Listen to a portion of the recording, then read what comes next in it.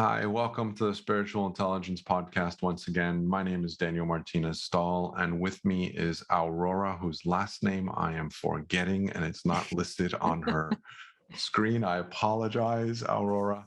So my name Aurora, is Hi Daniel. My name is Aurora Shele, and De Angelis is my married name. So I'm still getting used to it myself. There is no problem about it. beautiful, beautiful. So, Aurora and I are relatively new friends. We started speaking a couple weeks ago.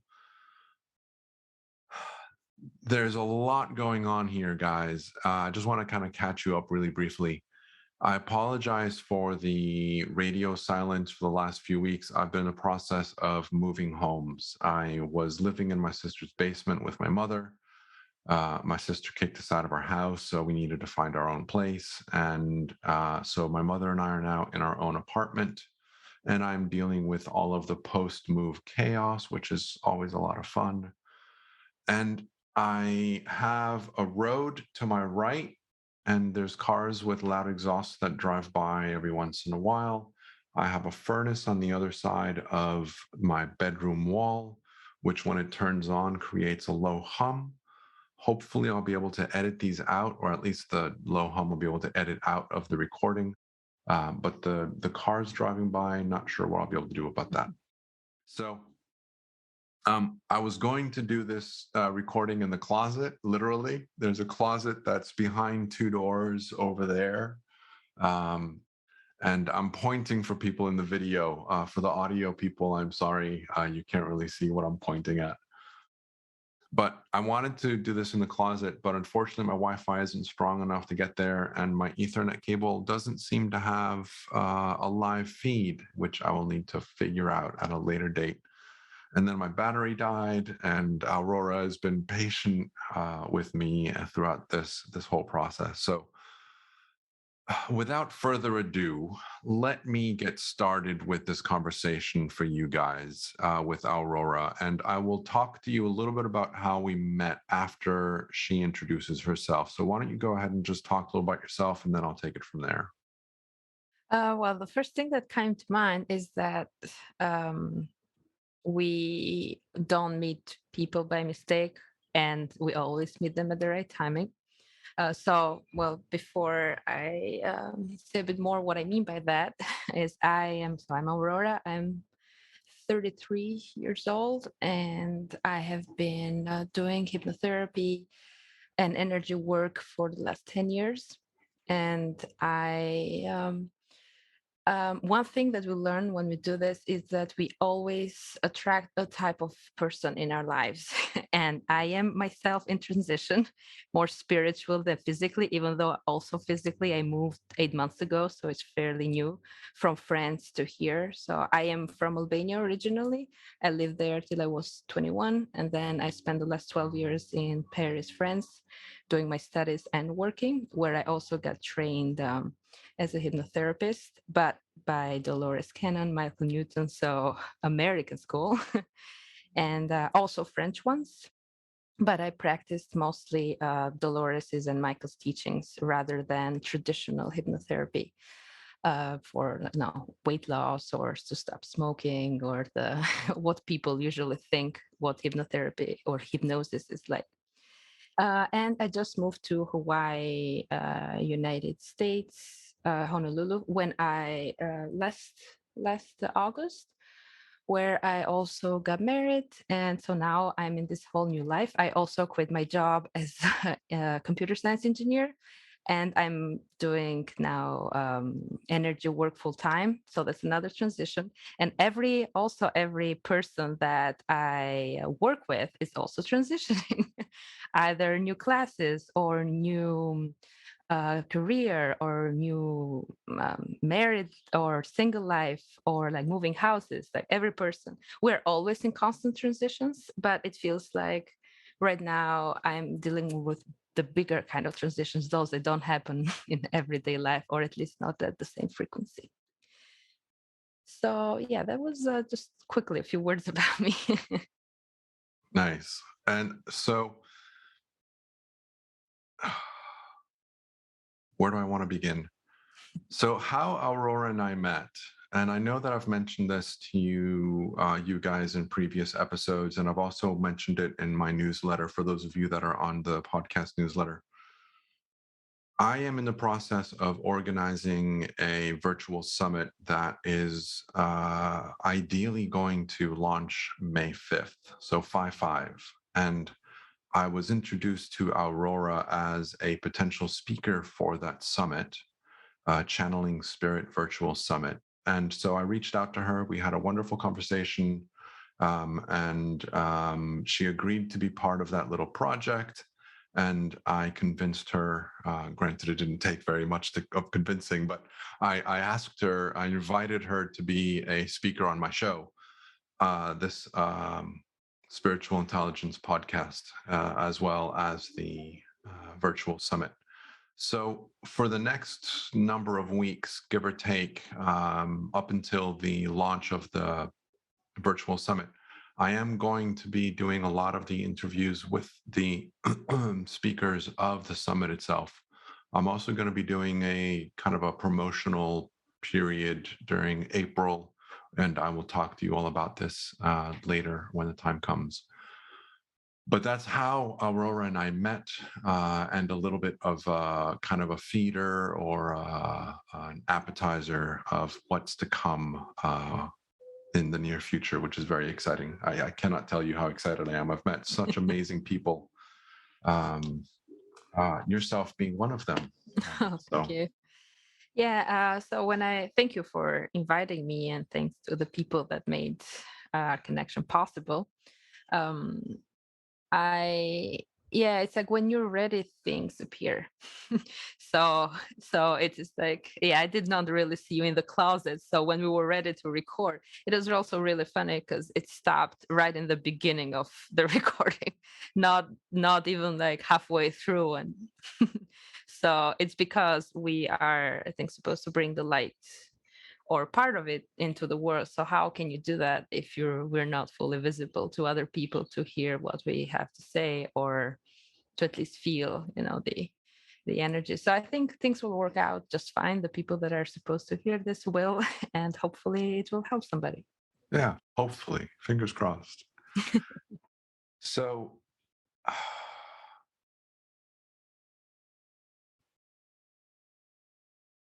I'm trying to think about where I would like this conversation to begin. And I'm curious about Dolores Cannon and your training with her, because as I mentioned to you, I'm in the process of getting certified as a uh,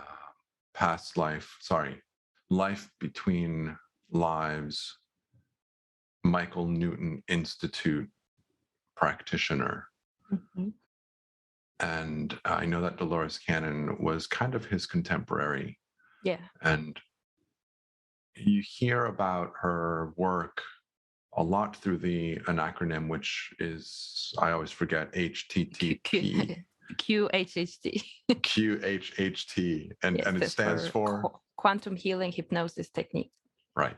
Quantum Healing Hypnosis Technique. So can you talk to us a little bit about that? Of course. Well, I want to talk to you a little bit before that, and then how it transitions to me stumbling upon Dolores's work. So in 2011, 12, it's funny how things happen, because I was in an environment where it was the least spiritual thing, a place you think of, like a big company that did credit cards.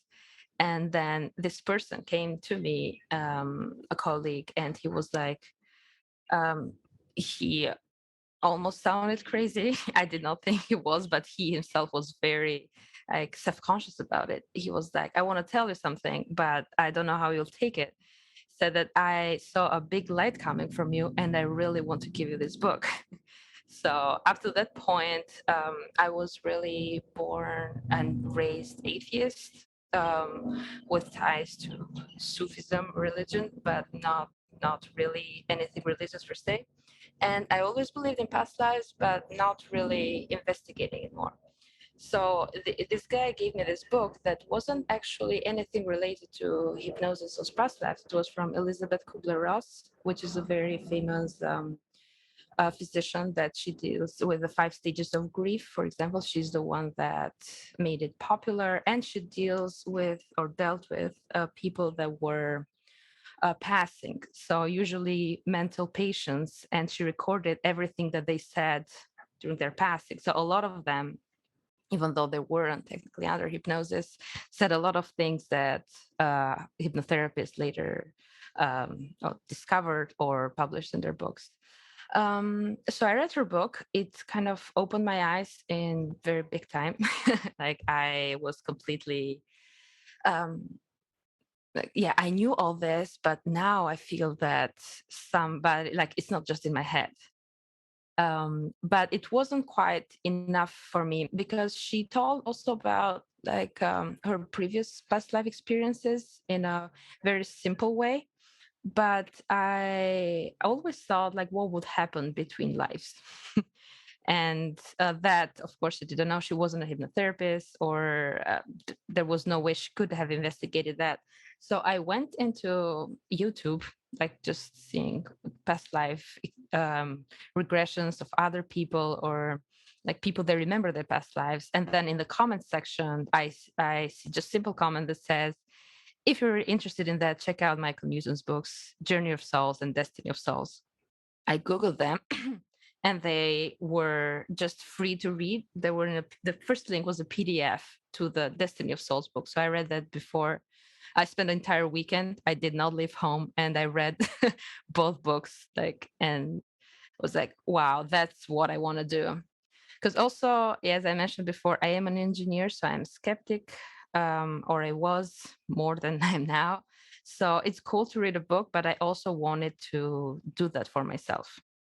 Like I wanted to see if whatever, like if these books were edited, if whatever was written in them was true, or just, cherry picking cases that would fit the narrative or the scenario.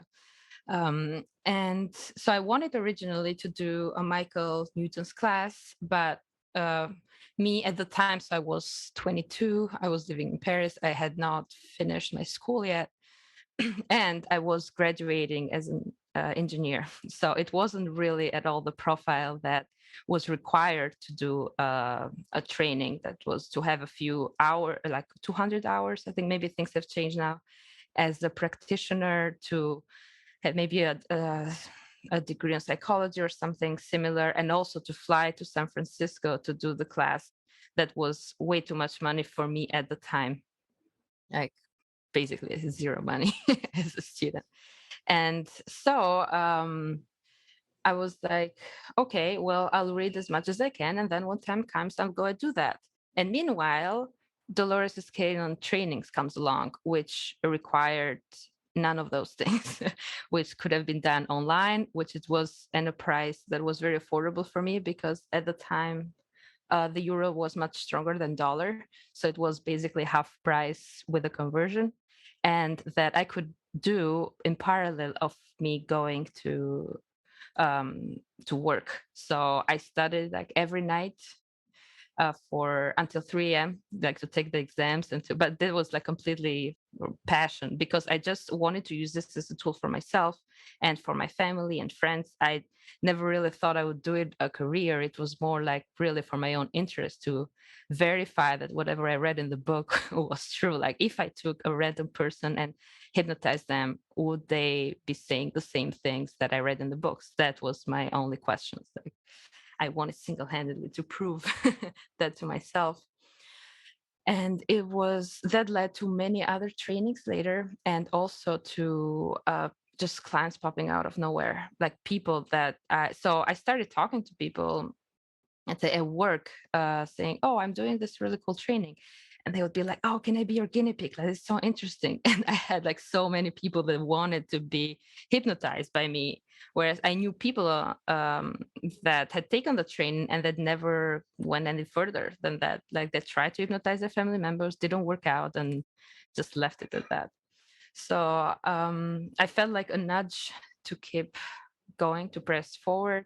And then I met personally a few years later other people that were trained with Dolores, that that actually met her in person. Unfortunately, I wasn't one of them because she passed away a few years after I did the training, and it was an online one. I couldn't do the level 2 with her. But from talking to them, it is like her energy was in the videos. It wasn't, yeah, it was like very strong presence, very um, strong. Yeah, it's very interesting teacher. A lot of like this mother grandmother energy, a bit different from Michael Newton's. That was more um, like historian academic point of view. But I did read her book. I think it's on death and dying, or nah, I think I'm misquoting the title of Dolores Cannon's book, but what she writes in there is the same that Michael Newton does. So you're right, what you said, that their studies were kind of in parallel. They did not know each other while they were doing it because they both started, I think, in the 70s, and their works were published in the 90s. So they had 20 years of doing these cases and like keeping them a bit under the rug or hidden before they went out and published them. And both, from both people, the account is the same. So the life between lives is the same. Also, from the people that I regressed, I could confirm like a similar uh, pattern or things that I read in the book. Not from everyone, of course. Every person is different. Not everyone needs to go there or will go there, but the ones that do, it is quite similar, Quite and it's similar, pretty, yeah. yeah. Yeah. So Dolores' Cannon book that I think you're referring to is Between Death and Life. That's the one, yeah. Yeah, I've started reading that just recently, so it's in my library. The difference between Michael Newton's and Dolores's book is that Dolores just she does not edit anything, or it's just conversations between her and the person. So take it and leave it. But also, it's like 1 or 5 people's account, not like 7,000. So it's like it's a bit different, but it's just as interesting, I think. Yeah. So for those of you that aren't really too familiar with what we're talking about, let me kind of back up a little bit. I'll do this by kind of talking about my own story. And Aurora did kind of mention this as well. So I'm going to repeat a little bit about what she said. But I've been fascinated by past lives my entire life. I've grown up believing that they were real. It's not my place to say whether or not they're true or real or not. And I'll be the first person to say that. It is something that I believe in. It makes sense to me. I've had a lot of personal experiences that indicate the validity of it. I cannot do hard facts. Like I have not had an experience of remembering a name and a date back in 1780 on in Ohio or something, and then gone into the town records to verify the name and the date and the death and all of that. I have not done any of that, though I've read books where people have done that. Mm-hmm. But I'm kind of digressing a little bit. The interest that I've had with past lives, interestingly enough, it never occurred to me to think what Aurora did, which was what happens in between lives. So it never occurred to me. And my brother for Christmas one year gave me Michael Newton's book, Journey of Souls. And in Michael Newton's book, and I've mentioned his book in other episodes as well, it's an incredible book if you want to kind of touch into this whole spiritual space and want to get a deeper understanding of where you come from. And it is a generalized description, it is not specific. Every person that I have regressed into a life between lives experience has minor changes. And the reason that the way that I describe this is that spirit will present information to us based on our own beliefs and what we are ready to understand and what we're ready to hear individually. So Yes. it's possible that what my spiritual team and my higher self presents to me in my own journey will vary a little bit from what Aurora does. But generally speaking, there's a lot of similarities between journeys and experiences. There's a lot of parallels that can be identified even within very unique experiences. Mm-hmm. And so Dolores Cannon, her approach plays a lot with healing the soul and healing the body. There's a lot of emphasis on that within the work. I don't call the work that I do hypnosis. I've talked about this a little bit as well in other episodes. The reason that I don't call what I do hypnosis is because there's a misunderstanding in society of what hypnosis is. And so I stay away from that a little bit. And people also have the idea that hypnotherapy is, as Aurora mentioned, oh, let me stop doing my smoking, or let me lose weight, or, I want to, improve my ability with XYZ. And so they're doing hypnotherapy around that. And the work that we do of exploring what I refer to as spiritual regression or spiritual journeys utilizes quote unquote hypnosis techniques, but not the hypnosis techniques that people would assume. Mm-hmm. The techniques that we use for this work is the relaxation techniques. Yeah. It's not the suggestions that are commonly used in hypnotherapy.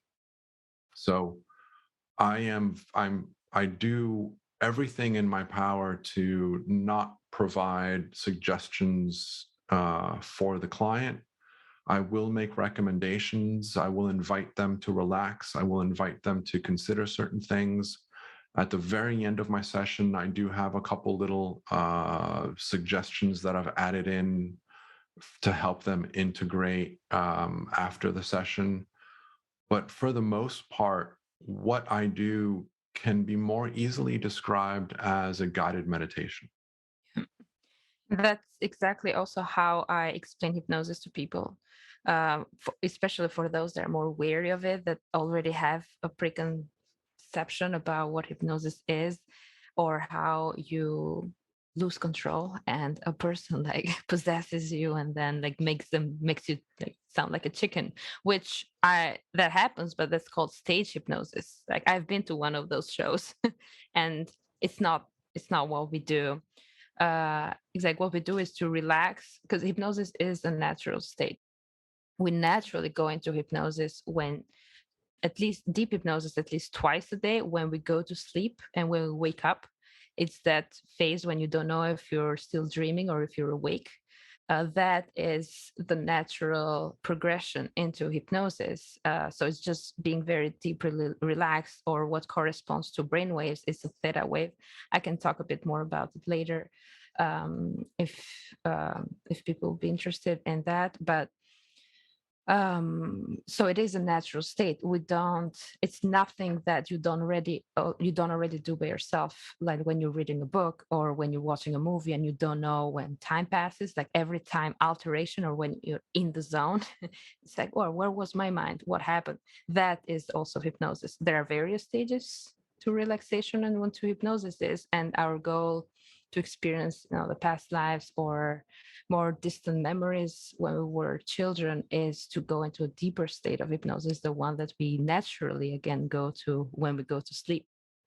But it's nothing unnatural, but it just your body does it. We just guide people to go there, but there are no suggestions. That's why when people tell me, oh, can I stop smoking, I had a very interesting case actually, where I told them, it's not that I told them no, I said, okay, right, but we will do it according to my own terms, which is we will ask you what you really want, like your inner self. I won't program your mind to stop, to like hate smoking or to tell you that smoking is bad for you, because I don't know. I like literally don't know. It can change from person to another.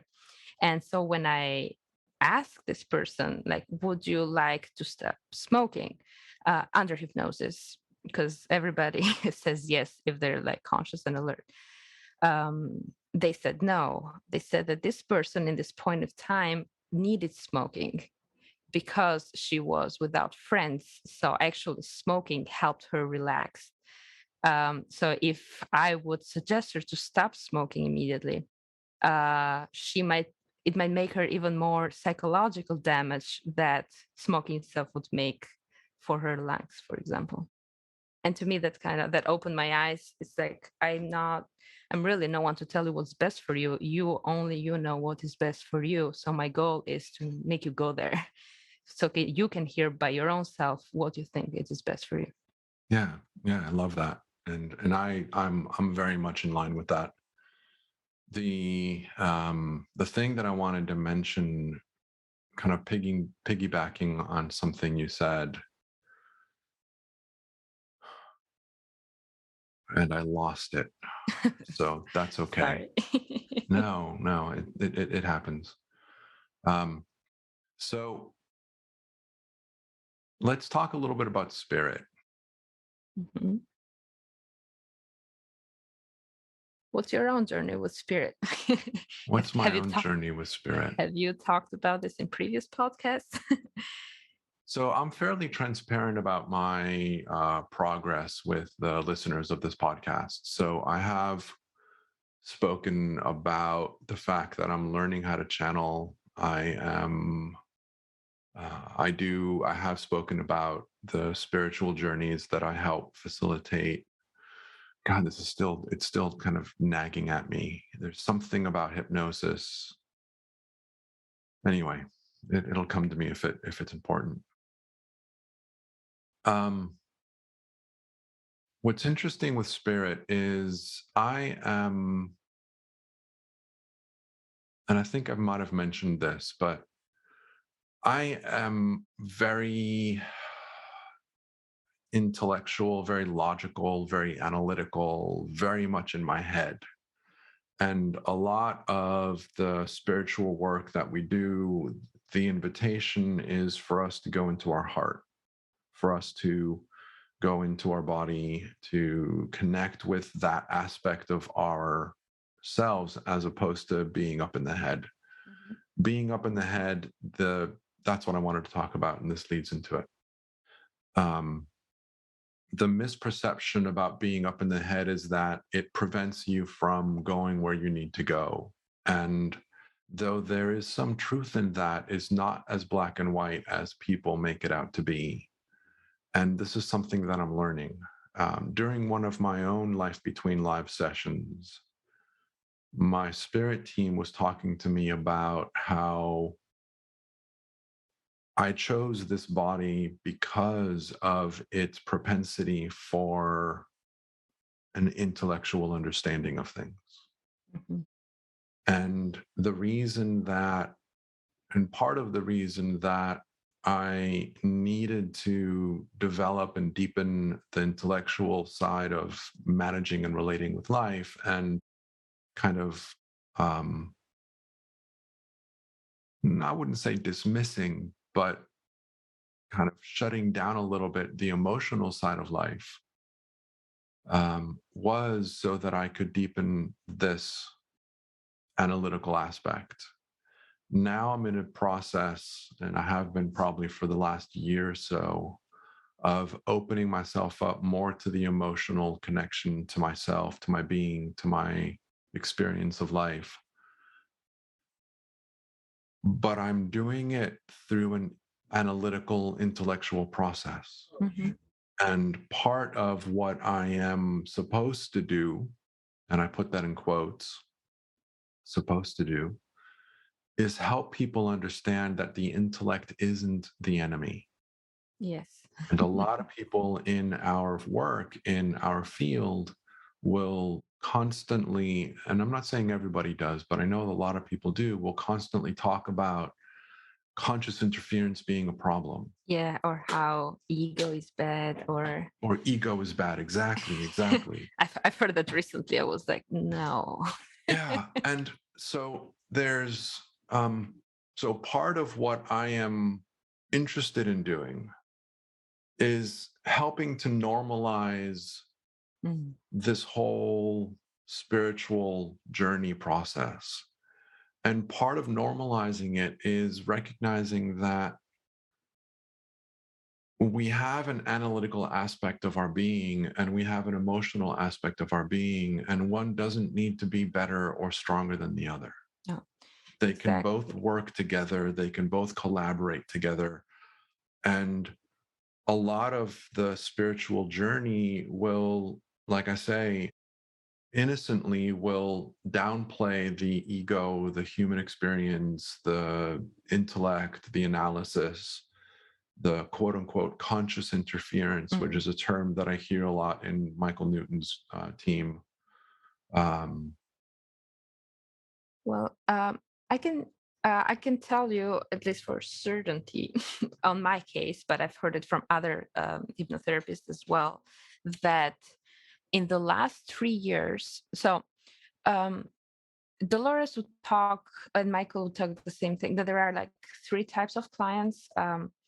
When somebody goes into hypnosis, like 10 or 20% of them won't remember anything. Another 10% will only be in their heads.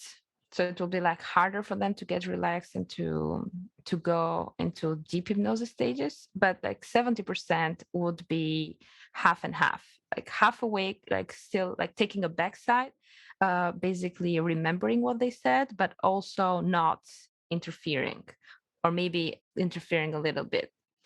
But that was before. Now, in the last couple of years, almost everybody remembers their sessions. And from what I've heard from other people as well, that is done on purpose because um, it is important for people to do the kind of thing that you're saying, like to realize that we are in a human body, that our human bodies and our minds and consciousness is not the enemy, is there to understand who we are. And then these sessions or the hypnosis or the deep relaxations or other tools that help you improve is to make you more in touch with yourself, not to separate you from yourself, to separate you from your mind so that you only hear your heart or another part of your body. That I've had people that think that way, and I can tell you they were one of the most difficult people to work with because they rejected a big part of themselves. Like if you reject your ego, who you are, the way you think, it's you're rejecting yourself. Basically, it's like we need all our body parts to work, like to be alive. If you only have your heart or your brain, you're still not alive, right? And the the last hypnosis session that I had, obviously always also not by chance because it speaks exactly of this. The person had her body completely disconnected from her soul. She imagined it as a sarcophagus, like in ancient Egypt, but without the soul. The soul would be outside of her body. And what happened in that case is that other souls were using her body as a trampoline to other realms. So random souls, maybe ghosts, like maybe people that had not crossed over yet, would see, oh, there's a free body right there. It's functioning, but there's nobody inside. So they would go in and then they would go out, making her feel huge mood swings, like depression from one day to another without even realizing why. One day she would be happy and then like a dark cloud would come back, or she would be finding herself saying things that she normally wouldn't, until we did this session and I asked her, what is the best thing for you or something um, regarding mind and body? And she was like, oh, do you think was the best for your body or was the best for the mind? And because she said there are two separate things in her. And that's what made me say, whoa, what is happening there? Like, can we reunite them? And she was like, yes, we can. But she consciously decided to separate herself at some point in life. And then, so the body was still there, but because it wasn't reconnected to her soul, other souls were like using them as they please. And then we did that. So it hasn't happened since. And she feels much, much better. Like it was an immediate thing. But it was also to show us that the body and the soul are both important. Like when we take care of our body, we take care of our mind, we take care of our soul. And I mean, the religious has always talked about the Holy Trinity or something, but it's like it's it's they are both equally important. you cannot neglect one part of that and see like, oh, I'm like I'm a yogi, or I'm so an enlightened being because I only take care of my soul, but you completely disregard your body, the other people, or your minds, your intellectual development. Yeah, I don't think that's the right way either. I think it's more about understanding ourselves, and the way we understand ourselves is that we have brain to consciously decode all this infinite information that can be tapped into when we can, channel or bring in whatever aspect of our lives that we need to at the moment that we are. There's something that I want to focus on from what you spoke about. And the reason that I want to talk about this is because there's a lot of people that are afraid or concerned of dark energies or dark spirits or possessions or attachments or things like that. Mhm. And so I want to talk to you about kind of my position and my point of view on this. And I would love to get your thoughts as well. Mhm. So when people start getting, when I started exploring the whole spiritual side of my experience, one of the things that friends of mine and family members of mine were concerned about were that I was going to open myself up to dark spirits and dark entities, and that I was going to expose myself to evil spirits and open myself up to being possessed and things like that. And so there's a couple of things that I want to talk about from that point of view. Where do I begin? God, there's so much to talk about with this. I can begin by saying you just one thing, but no, you go first, and then I'll tell you the first thing that popped into my mind. Yeah. Will you remember? I will remember, yes. Yeah. Okay. So let me begin by saying that I don't believe in possessions. I don't believe in dark spirits. I don't believe in dark or evil entities. I don't. I recognize that people believe that they're there. And I recognize that people have experiences with these entities and these sources.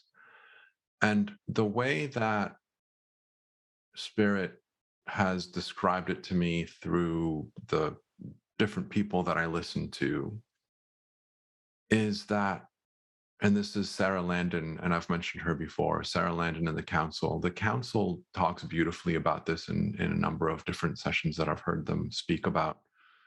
And they speak about the fact that we are the creators of our own creation. And we are so powerful in our ability to create our reality that if I believe that there are possessions and evil spirits, I will create them and I will manifest them in my experience.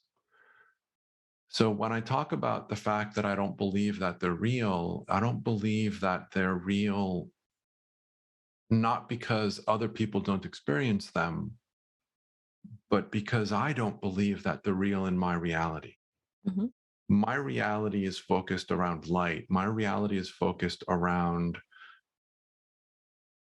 recognizing different levels of awareness and different levels of consciousness and looking towards a broader perspective, a wider level of awareness that makes it easier for me to experience the beauty of life as opposed to the drama of life. Mm-hmm. And so this all kind of ties back into this whole idea of possessions and dark entities and things.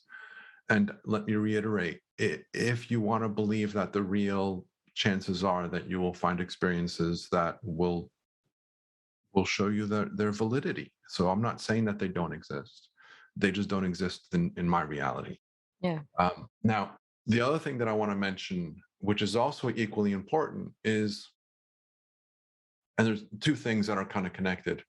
Marilyn Aluria, who's going to be another speaker for the virtual summit, in one of the first things I heard her talk about was saying that dark entities are used by the light to help us find our own power. So dark entities are, let me repeat this, being utilized by the light so that we can find our own power. We can connect with who we truly are.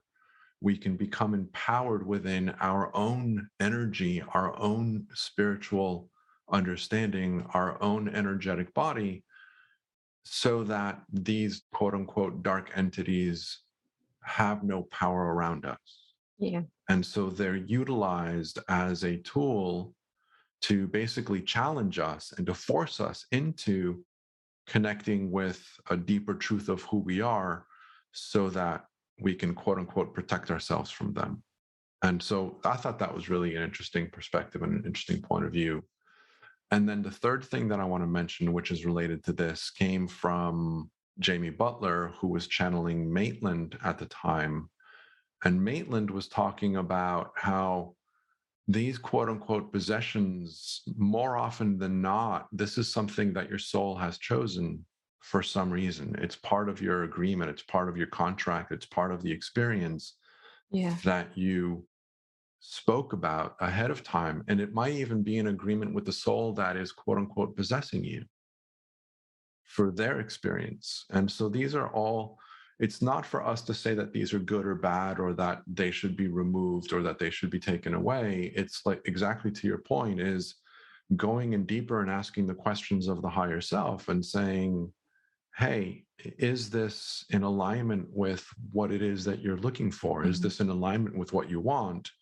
And if it's not, then let's do something about it. But if it is, what are you getting out of it? And so that we can have an understanding of it going forward. And so those are the things that I kind of wanted to talk about with regards to this whole idea of dark entities and possessions. Perfect. Because that's so the first thing that you said is also the first thing that I was going to say. It's not so much as the belief in it, is that nothing, like absolutely nothing in our bodies happen without our consent. At least I think in a spiritual point of view. So if there is a dark entity in you, like if you've been possessed, which of course might have happened, it is, and it's absolutely not my role to question that, is to understand why it's there, if it is there. It is because you've allowed it, at least in some point in your energy. Like it can be subconscious. You'd be like, there is no way that I've allowed that to take possession of me. Oh yeah, there's a lot of ways, and therefore very different, might be for different reasons as well. So before like I want to maybe talk a bit more and how it's possible that we allow these things, and I want to talk to that by mentioning the different layers of the subconscious mind. So studies have shown that we like 90% or 95%, some say, of our decisions are subconscious.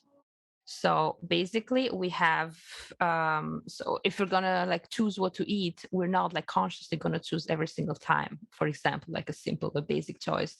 It's like our subconscious will direct us to what are we gonna do most of our lives.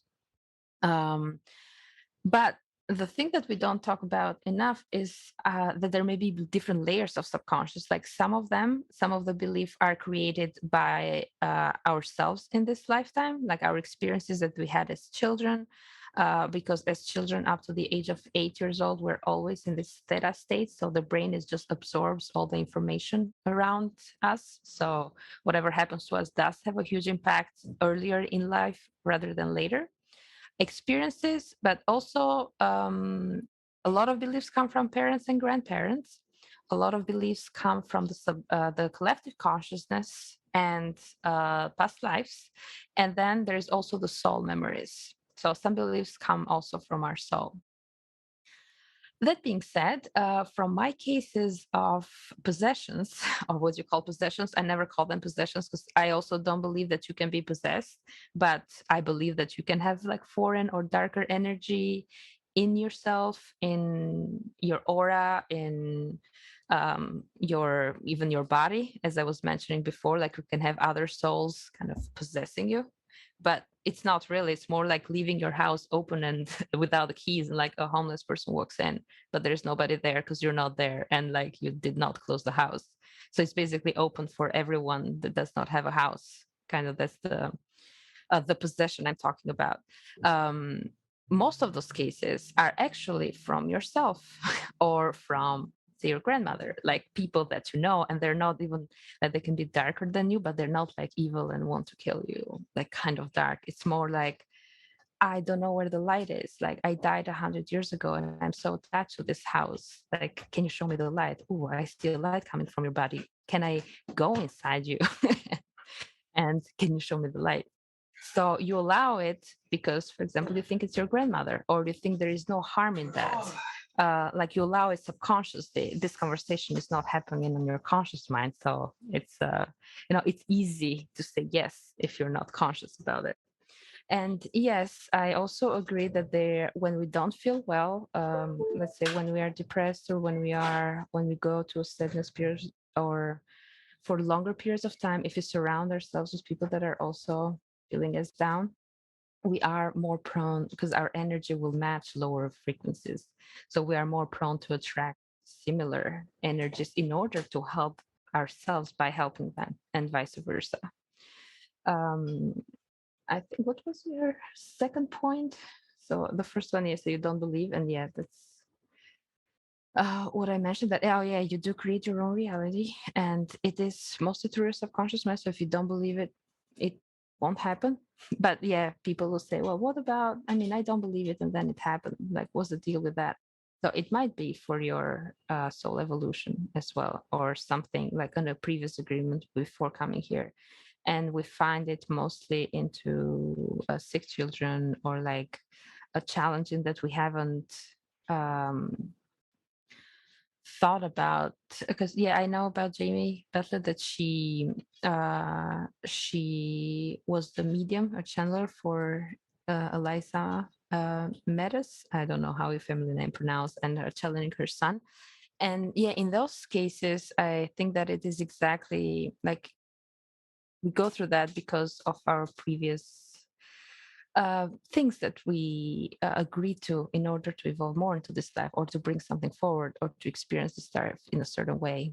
So I am not one to judge why if they happen, to who them happen, why they happen. It is not a judge of your character either. Like, oh, it only happens to weak people or to evil people, or my energy is not high enough. Like, it's a lot of judgments that I hear from people, but my take on it is mostly like let's understand what they got to say, because if let's say an energy or a ghost is there, is they're very talkative. They always have something to say, otherwise they wouldn't be there. Like they want somebody to help them cross over or answer a question or see that there is better out there, or I don't know, something. But yeah, just talk and see what happens.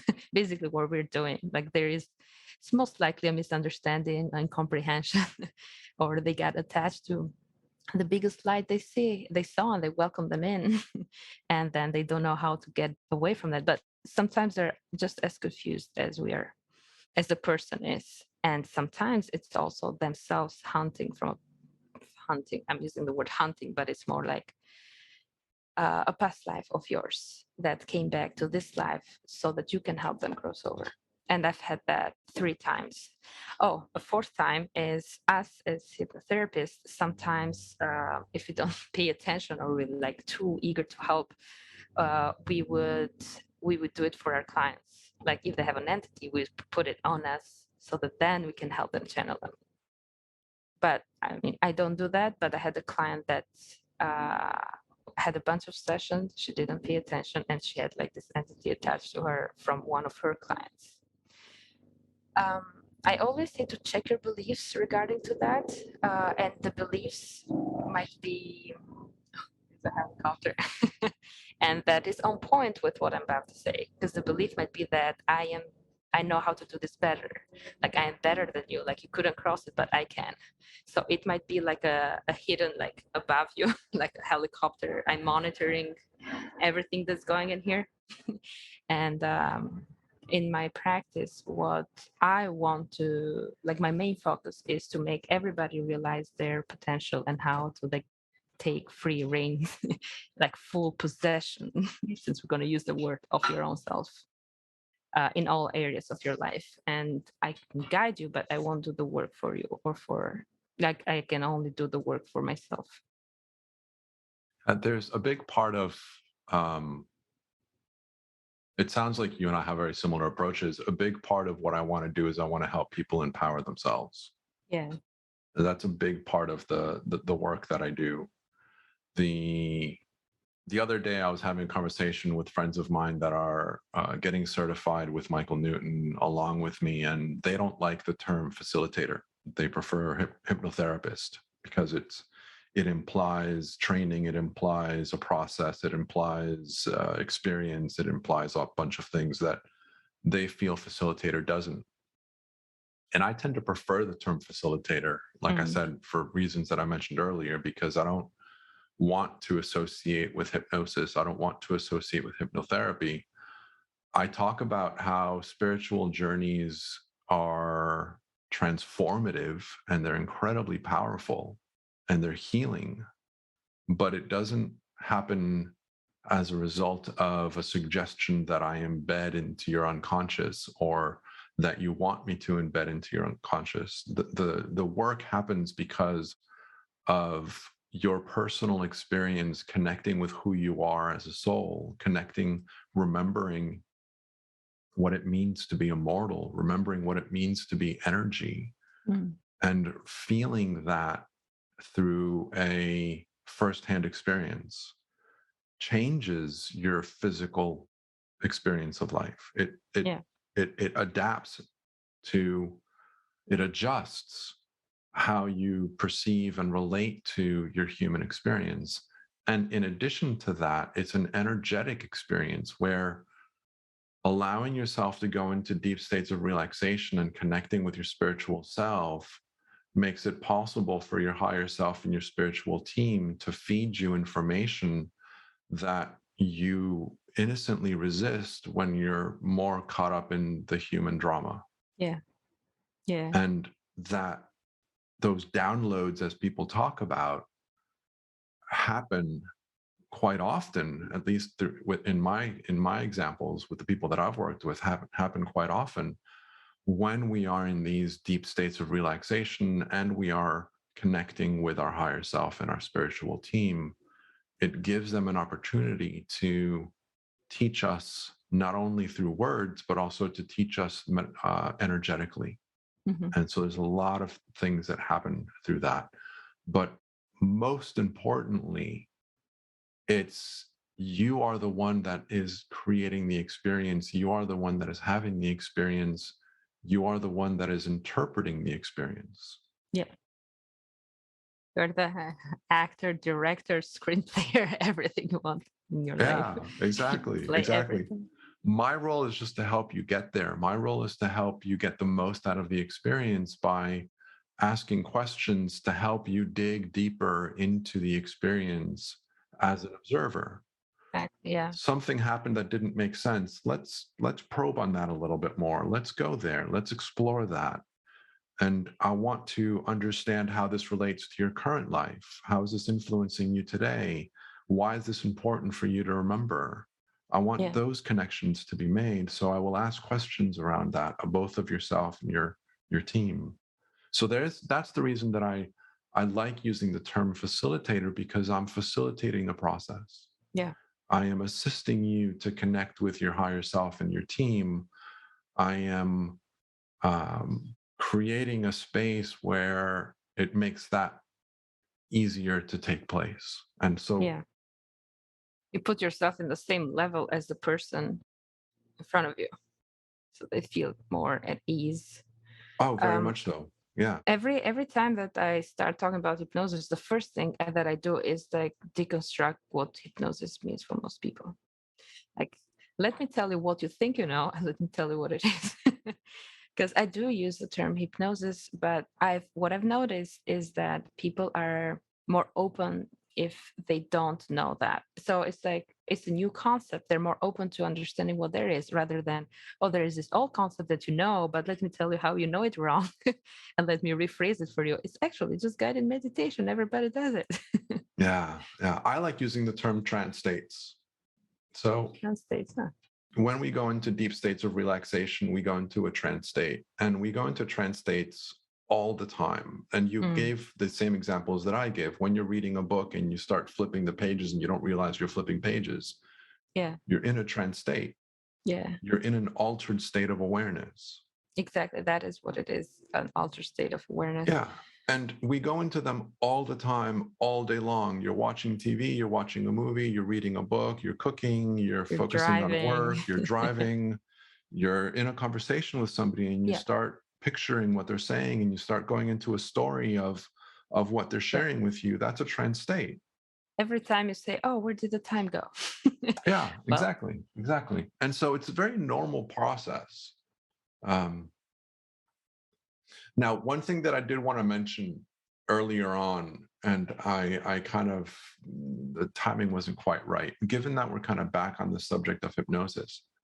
Another misperception that I believe is very common in our field is that people need to be in deep states of relaxation for this to work. And I do not believe that's true. No, right. I've recently I've had even hypnosis with my eyes open while having a conversation, and I've had all the sickness. I had it on me. I was walking with a friend in the streets of London, and I was like, I've been here before, and she was just trained as a past life regressionist. So I told her, I need you to ask me questions. I will tell you the story, and the moment that I block, I don't say anything anymore because I could feel that I was in hypnosis. I just want you to ask me a simple question, like even if it's what happens next.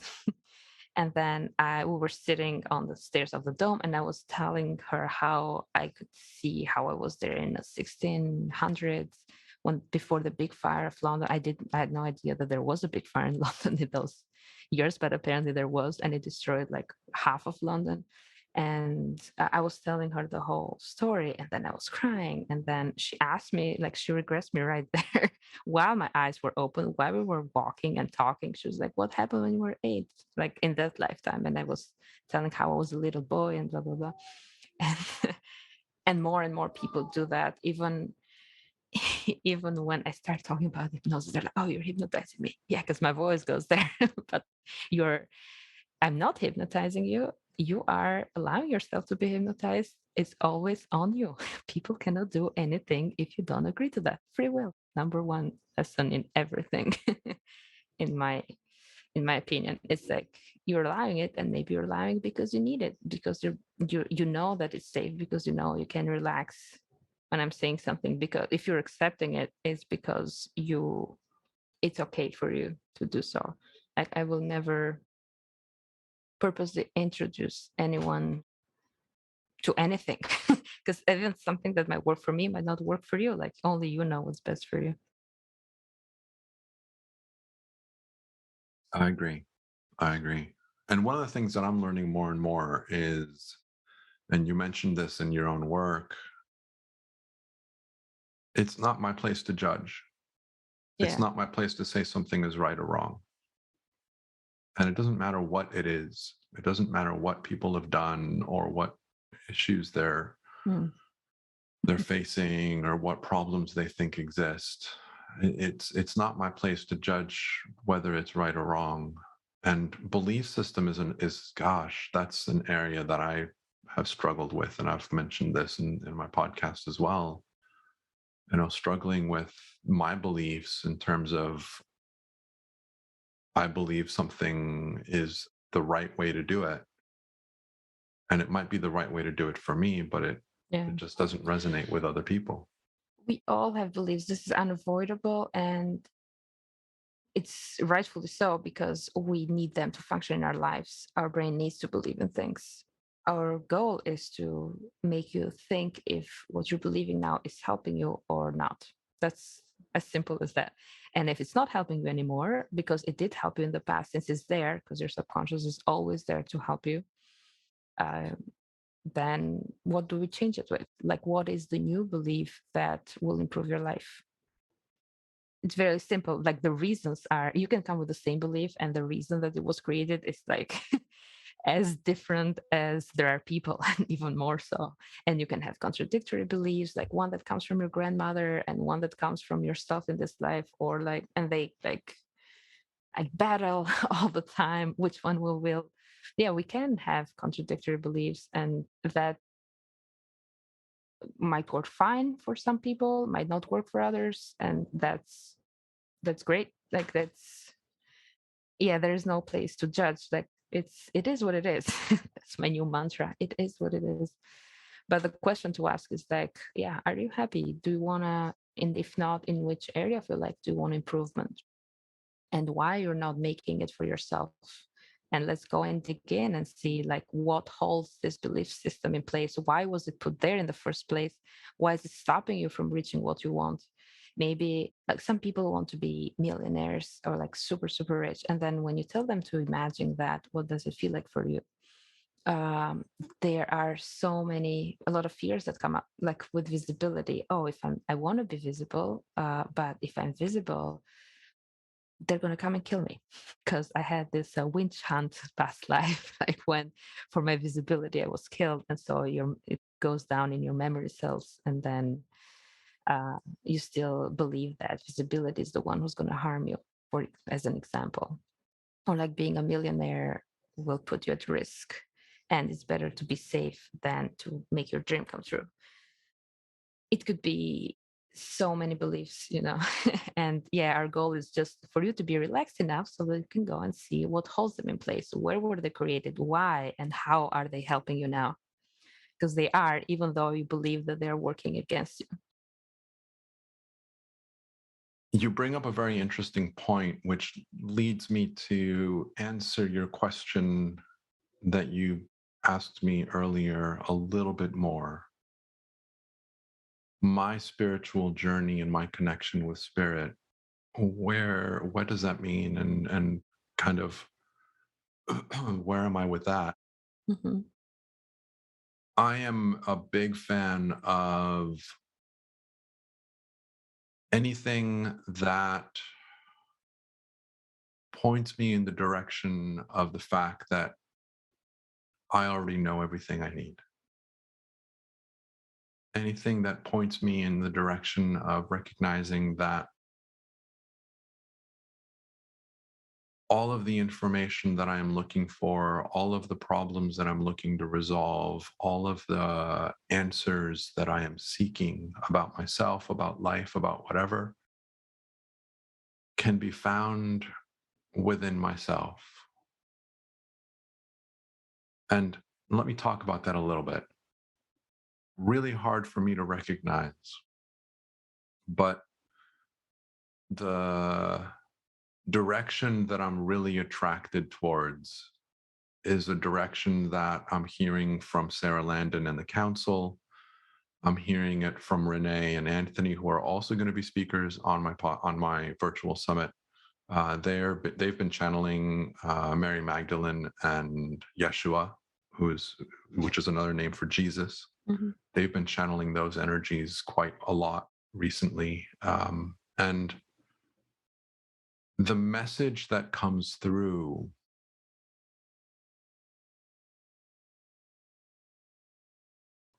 let me put it this way. I was talking with a friend of mine in my membership community, the spiritual podcast community. Sorry, the spiritual intelligence community.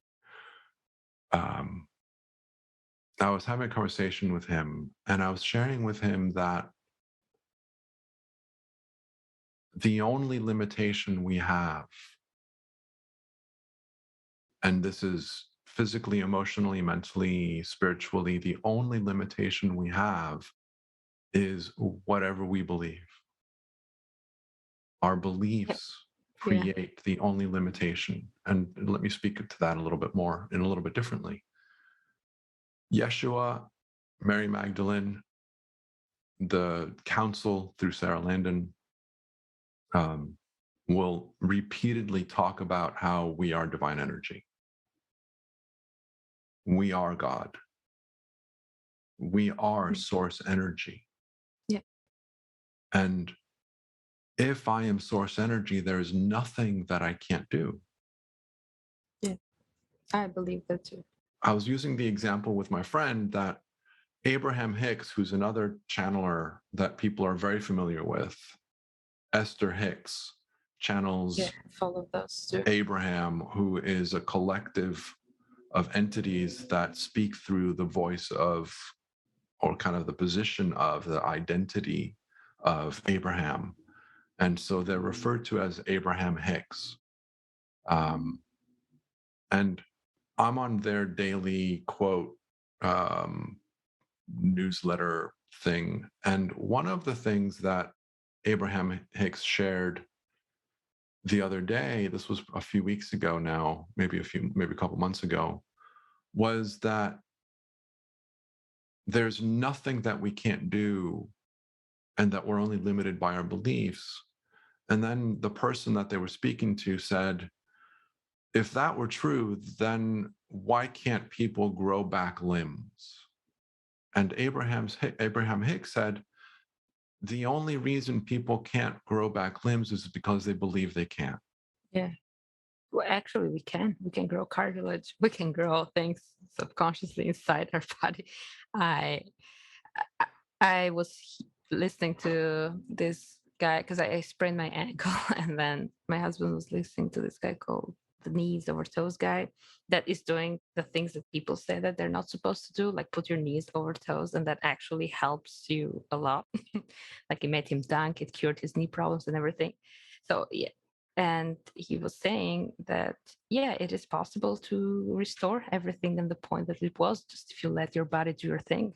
Like don't put ice, don't like, stop the circulation, like stop thinking that it won't work, basically. Like because there is so much ideas now around fitness that people don't even judge them anymore, like even people that discover them and they said, oh no, I was totally wrong, but it's too late now because people already believe those, so they will follow it to the letter even though the science has been disproven since.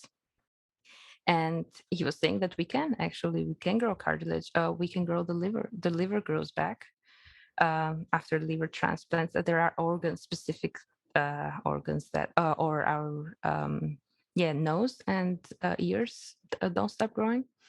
So we have actual examples in our body that do, but only for those that we believe or that we can actually witness. And I think instead of healing a person grew back a tooth or something, like just by changing the belief that they cannot grow tall back in adult life, not in children's life. Like, yeah, we can do everything. It's our bodies are amazing, but yeah, the belief system is what stops us from flying. Apparently, back in time, masters could levitate in front of their students just to show them that they could, so that so when you see it, you believe it. But since then, like the science has been disproven. No, what since then they don't do it anymore because more people started believing that they can't. That's it. And then so I was talking a bit earlier about collective consciousness. It's basically a bunch of beliefs that all people believe. It does not mean that that's the absolute truth, just enough people believe it, kind of like the 100th monkey, that it becomes available for other people to tap into it. Like basically, for example, you start having white hair in old age. And that is a belief. Like there are people that don't have a single white hair, or people that started growing like white hair when they're 16. It's also a belief that you don't really consciously think about because you see people in your whole life, like, oh, you associate old people with white hair and younger people with not like gray hair. But you can modify those beliefs, and then you don't have to have a single white hair in your hair. Like that is my case. I've been trying to work with that belief to change it in myself just to prove a point. And funny thing is, so I mentioned that I'm 33, but on my 30th birthday, my sister is younger than me and she has a lot more white hair than I do. But on my 30th birthday, I had one single white hair coming out from this, like a signal. And I'm like, nope, you stop right there. I got you. And since then, I have not had anyone more like in 3 years. Because I did like consciously change it. Like it's not a sign, but it was funny that it happened the day, or I noticed it the day of my 30th birthday. Like, oh, you're starting to grow up now or grow old or whatever I was telling myself. Yeah, you're so old. You're so old. 33 years old. Well, when you're a kid, you think like 30 is old, and then you think like 40 is old, and now like is 70 old? You start questioning age as you go along. Like even old doesn't mean anything. It's also another belief. Oh yeah, so that's another thing that that Sarah Landon's the council will talk about is this idea that we have of aging is it's a misunderstanding. Yeah, yeah, I agree with that. There's no reason that our bodies need to degenerate. We're going to get to a point where we will spiritually recognize that it's time for us to leave this form. Yeah, I read that that was the case before, like before all these beliefs came to light. And even I think Jesus' grandmother Anna, she lived like 600 years or something. I've never heard anything like that. Yeah, but and then she was like, "Yeah, let's check out." But that was the original form before, and then we started believing that we need to, or something, or put age limits, and yeah, Yeah. So beliefs are very powerful and it's very easy for us to believe things. And, the other day I have a group of friends that I practice channeling with. And one of the times that Spirit was speaking through one of my friends, and we were talking about beliefs. And I made the comment about how clearly I have some limiting beliefs that I don't believe that I have because things aren't happening the way I would want them to happen. So clearly there's some belief that I'm holding on to. And they said, you think you don't believe things. yeah. No, we all do. You think you don't believe that, but you really do. Yeah. There's a way to test things with muscle testing memory, because our like, beliefs are contained in our body. So there are a few ways by holding your thumbs and your index finger together and like say out loud one belief and then test if it's yes or no. Or same by standing up and tell your body you move forward if it's yes, you move backward if it's no, and then say the belief out loud and see what your natural movement of the body is. So yeah, you can test different beliefs. That is, I don't know if you know theta healing. Maybe I should talk a little bit about that. It is a very interesting method that is only focused on beliefs, kind of like hypnosis, but you, the practitioner, does it for the person and in front of you for your client, and only ask the client questions, basically to see what the root belief is for a particular problem and um, why is it in place, the same questions, how is helping it, what's the secondary gain, that's the question, like okay, you believe this, but how is it helping you that in ways that you don't see yet. And then changing the belief once the person is conscious of that and doesn't want it anymore. um, but yeah, an important thing about the brain is that it needs to know. It cannot be a maybe. Like brain does not, like the way, same way that it doesn't understand the negative, they don't understand maybes. It's like I always compare it to the subconscious to a computer program. Like the back end, you have to write the code. If you don't write the code, then the brain will make assumptions because they need to know. It cannot just be blank. And the assumptions that they make is by witnessing others. by seeing like your mom and dad, your environment around you, your friends, maybe I don't know, now with social media, people get their beliefs maybe by witnessing others on Instagram or I don't know. But yeah, we do believe all the time, even when we think we don't, because it's impossible for us not to believe and still function. Like our program needs to be written. Otherwise we cannot like normally take decisions or live a normal life. It's always done. Then our role is to see what these beliefs are and if we can, if they're helping us or not, if we need different beliefs in order to be happier where we are right now in our lives. So I think that this is a good time for us to shift a little bit. Okay. What do you want to shift towards? Good question. I'm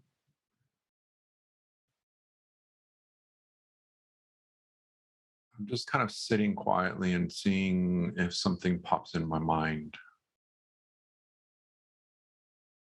There's and I'll talk more about this in the future as well, and I've mentioned it in past episodes, but given that we're going to be doing an interview for a virtual summit around channeling, Mm-hmm. there is something that I want to just mention briefly, and we've talked a little bit about it in this episode, and I don't want to go into it too much because I want to ask you a question pretty quickly after this. So I'm just going to kind of mention this comment, almost like a passing comment, and I'll Mm-hmm. elaborate more on this later. But channeling is a term that we use, and channeling means a lot of different things. And I want to normalize this a little bit, similar to the idea that a trance state and that hypnosis is nothing more than a natural trance state. Channeling is nothing more than a natural connection that we have to the universe. Yes. Channeling is something that in the Three Principles community, people talk a lot about being connected with inner wisdom, having a pipeline access to spiritual intelligence that is communicating through us via the fact that we are a part of life source energy.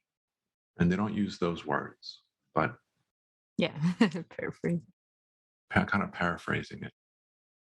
And within the Three Principles community, there's a lot of talk about this inner wisdom, having insights come to you, being driven by insights, being in a quiet state of mind, being present in the moment so that we can hear our inner voice and and allow insights to come to us and to show us and to guide us and to help us. And they talk about this very naturally. And those are all examples of channeled information. Mm-hmm. It's just they're just not using the term channeling as a Yeah. descriptive.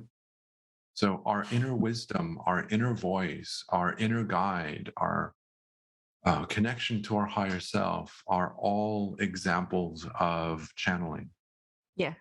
Now, when I speak about Sarah Landon, who channels the council, that is a description of channeled information that is coming through what we refer to as a trance state. So she's trance channeling, which is a term that's used to describe the fact that she is, and this is kind of a possession, since we're talking about possessions earlier. When we trance channel, what we do is we allow ourselves to leave our body enough and invite another entity, another spirit, another energy to utilize our body so that they can communicate directly with the audience or with the client or with whomever, utilizing our body as a vessel. Mm-hmm. Yeah. And so we are consciously and purposely allowing another entity to quote unquote possess us Yes. so that they can speak through our voice, they can move through our body, they can see through our eyes, et cetera, et cetera, et cetera. So these are all examples of channeling from the day-to-day channeling that happens to all of us that we do every day, through to hearing our inner voices in whatever description that comes in, seeing things in our inner mind in whatever description that might be described, all the way through to allowing someone to speak through us and allowing that information to come through us in a quote unquote trance channeled state. Um, and so I just wanted to kind of bring that up just a little bit because we did mention channeling before. And I do want to normalize this, that this isn't something that is abnormal. This isn't something that only a few people can do. All of us can do this, and all of us do it already, just at Yeah. different levels and at different levels of awareness, if you will. Now, having Yeah. said that, and feel free to speak to that if you like, but I do want to ask you a question, which is, what would you like to share with the audience? If there was something that you would like to share, and it could be something that we've talked about that you want to reiterate, or it could be something completely different. And so this question comes in two parts. I want to give you the permission to respond or address what I just said, but I do want you to talk about whatever it is that you want to talk about. Okay. So the first thing that comes to mind and that supports, so I had this visual, um, is that what I want to say to the audience is that we can all do it. It is one of the questions that I've been asked more frequently, or that people think, is that, is it a gift? Is it selected people? And it's not. Like, everybody does it. Everybody does it all the time. But as you said, where they're conscious that they're doing it or not, it's another thing. It's the equivalent to a gut feeling. It's the equivalent of following your intuition, or like just having a knowing, or that comes out of nowhere, or an idea. That is also what we call channeling. So what I want to share is that I was not born with it. Yes, growing up, I had dreams. I had premonition that I maybe believed more than I should have, like superstitions and stuff, because you believe, I think, superstition when you don't know that how powerful you really are to change things yourself. So for a long time, I stopped that because I was having these very vivid dreams, like this information that I did not know what to do with it. I was 16, so I was like, I did not have either the means or the information to interpret what I was seeing in my dreams. I only knew that I knew before other people if the teacher would not come today, and would have a substitute teacher, or what grades would I have in my exam in high school, because I would like dream about them, and then they would become true the next day. But besides this really tiny things, bits of information, I had no really particular aptitude or like information about it. And doing like, first of all, like being a hypnotherapist or facilitator, again, no special skills. You just need to ask what you do. Like, it is a work of passion. It is like most works that you do for fun. If you don't, so I would, for people that thinking that maybe there's something that they cannot do, you cannot only do it if you don't want to. If you want to, where's the will, there's a way. And also it can be a lot of fun. And you don't need to have special skills. That's what I mean. And even more so for channeling, because we kind of reserve the channeling to mediums, or people like witches, people that we think that they are born with it. And I myself have developed it. I was not born with it. I am very strong mentally, like I have a very strong conscious mind. I used to overanalyze things a lot, but I found a way to. I know now when I'm channeling, like even when I talk to my sister and she asks me for advice, then she's like, no, this is Aurora talking. I want to talk to the other part of you, the channeling part of you. Like, get the judgment on the side and tell me what the channeled message is. And I would, I would see myself say things that I would not normally say as the bigger sister, as the older sister. Like, oh, be careful. And when my channel self like talks, she's like, oh no, you're fine. And like, damn it. There's still like the programs made in place, but I can switch because it only you only have to ask. You only have to ask your higher self, for example, or your inner self to reply instead of your mind that will be more wary, like on the cautious side, or say things that you're supposed to say. um so the visual that I have before that I mentioned is like, I also do believe that we're all spirit, and we're all having a human incarnation. So I see it as we're all the oceans and we are little drops in the ocean, which like inside themselves, it's still water. Like they have all the essence that the ocean has. It's just that we don't see the ocean when we only see the other drops. When we're inside, it's more like perspective. And despite being the ocean, the fact that we have bodies is like we have a funnel, like and filters, that the information is filtered usually when we go through our lives, and we filter the information through our beliefs. So we believe something, and then we're like, all right, yes for no, yes right, no left, and like we constantly like make this back and forth beliefs of what we can and can do in everyday life. What channeling means to me is that we temporarily and consciously get rid of that filter and let our mouths say whatever comes without filtering it, without analyzing at the same time if I'm saying what I'm saying is correct or not. So I started to practice that by reading tarot cards in a way that was interesting, because tarot cards are more known, like they've been around since like 13th 14th century, and people know of them more than they would know, for example, of what hypnosis is or like energy work. So they would ask me for a simple reading. what so I started practicing by giving free readings to people that I did not know, that I could not see them in person, so not like decoding their body language. I just needed their question and knowing who asks the question, that's it, so that I could focus on their energy.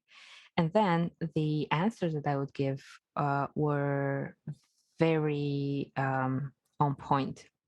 I had no like I did not know these people, and they told me that they were on point because it came from them. They were like, "How did you know that?" Or "That's exactly what I needed to know," or "That's exactly what happened."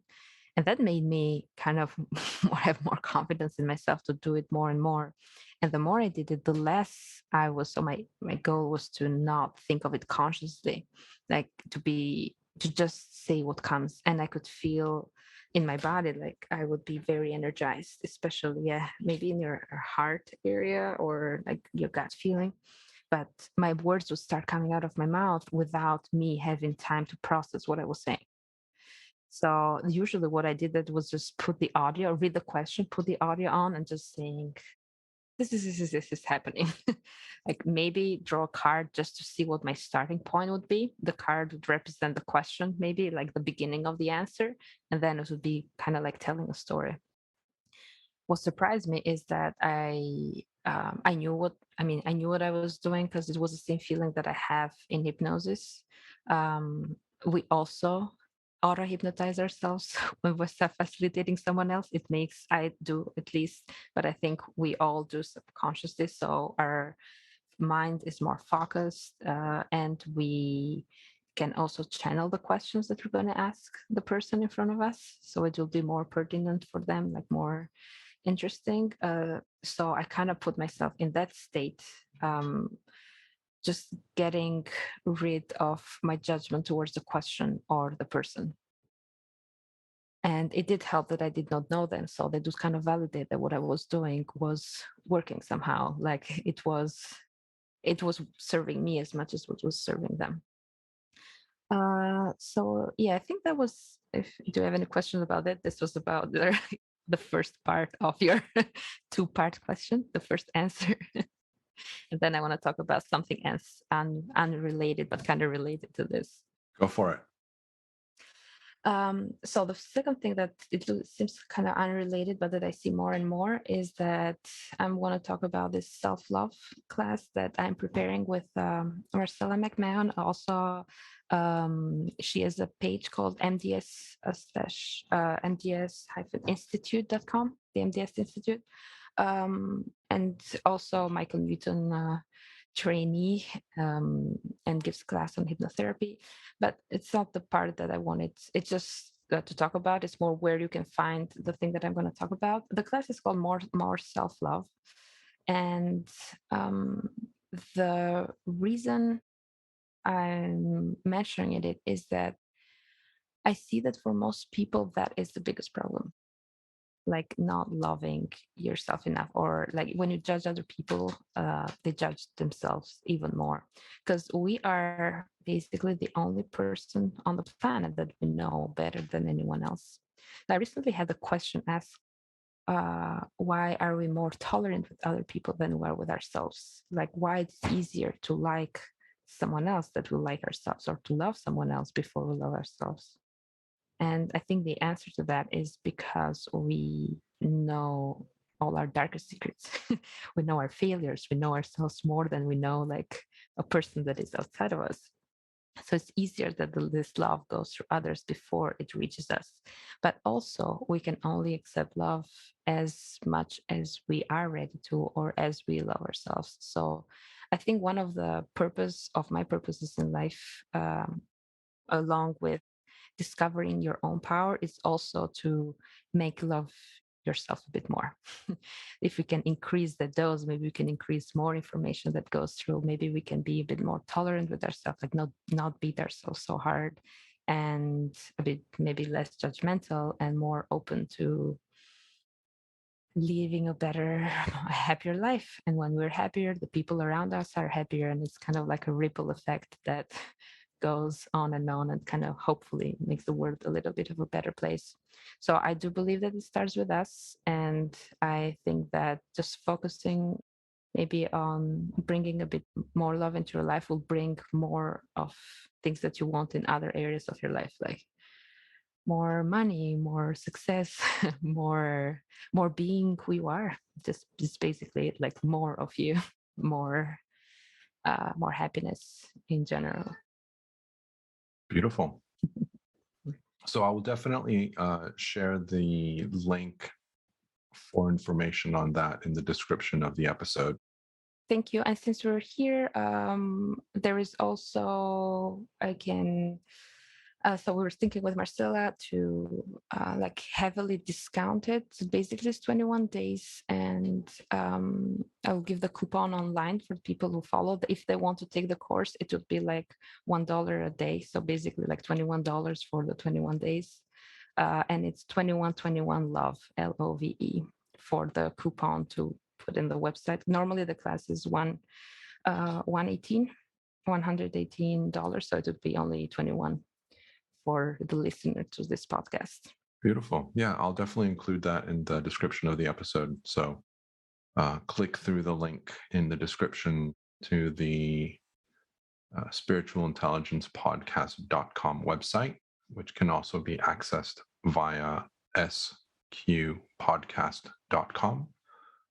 And I will have the description of the episode in there with the coupon and the link to the course. Beautiful. I think what our goal is in this is just to bring people together. So there is a forum so that people can exchange questions and get to know each other and feel that they're not alone. Because I think another biggest problem that I've witnessed is also the feeling of loneliness, or thinking that you're the only one, that you're going through these things, or you have this gift but you cannot share, and all of that. So it's like, no, you're not. There are also a bunch of people maybe right now that they are feeling the same way they do, or that are ready to help. So just bring them all together, and hopefully, yeah, the goal is to make this world a better place. Sounds like a great place and a great idea to be. Beautiful. Thank you. Anything else you would like to share before we jump off? No, just my personal. I'm putting more work now in Instagram. I'm trying to be more active there. So the easiest way if people want to talk to me is through my Instagram page, Aurora _ hypnosis. And I'm working on my website, also aurorahypnosis.com, that should be available very soon. I had another one before, or Shele hypnotherapy. I thought it was too long, and but all this conversation made me think that maybe I'll focus on another name, because what I do is not just hypnosis, it's the whole thing, the channeling, the just basically channeling spirit. But my thing, my one of my mini goals was also to undemonize hypnosis, or like this whole possession thing that we talked about. Yeah. It's like take this word and put it back where it belongs. Kind of, it's normal, it's nothing to be afraid of, or it's not elitistic, it's not reserved to special kind of people. We all do it, and we do it all the time. It's just a tools to a mean to improve our lives, that's all.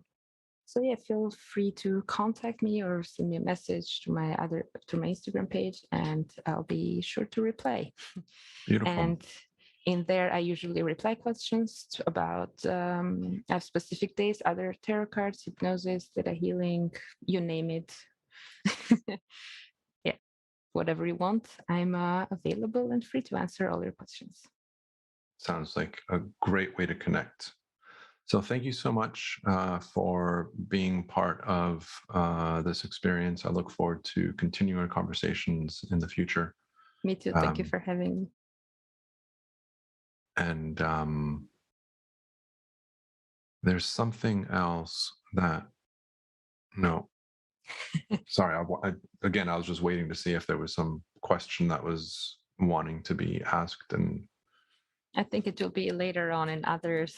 in others conversations. Yeah.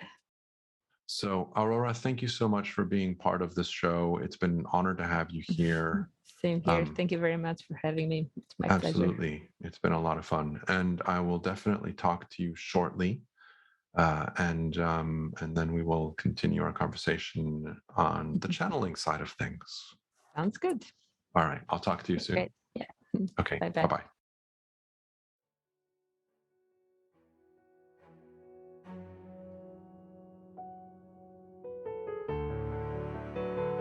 Thank you for listening. Hopefully you heard something new that invites you to reflect, to go within and deepen your own understanding of life and of our universal experience.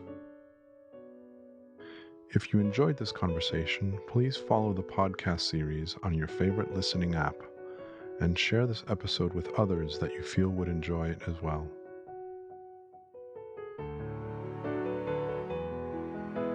Until next time, may we all soar with inspiration, explore with passion, and live with love.